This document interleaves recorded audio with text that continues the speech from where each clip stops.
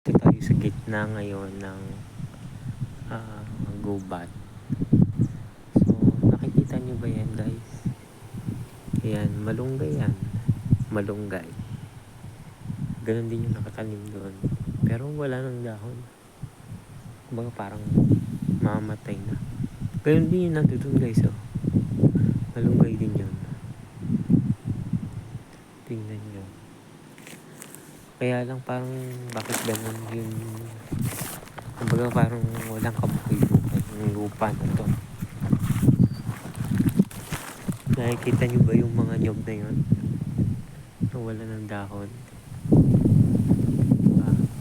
So sa tingin ko parang itong lupang ito ay isinumpa. Sapagkat nakita ninyo kung paano walang nagbubuhay ang mga itinanim na malunggay. So hindi ko alam kung bakit. So ayun, parang sa tingin ko lang siguro dati madamot yung may-ari, 'di ba? Ayaw magbigay ng mga mag-share ng mga resources dito. So ang nangyari, nawalan ngayon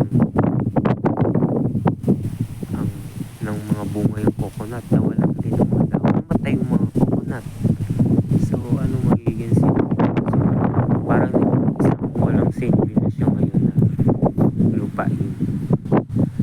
So I think naging may silbi siya nung siguro namatay na yung may-ari, and then napapakinabangan ng iba. So maraming pupunta dito nangunguha ng kumpay. Yun lang.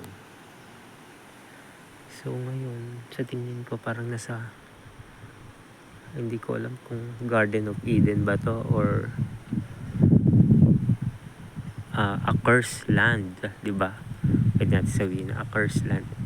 Mga malunggayan, kalamunggay sa Bisaya. So ayun. Nakikita niyo yung banda doon? Mga malunggay din yung nakatanim doon sa malayo doon. Mamaya pupunta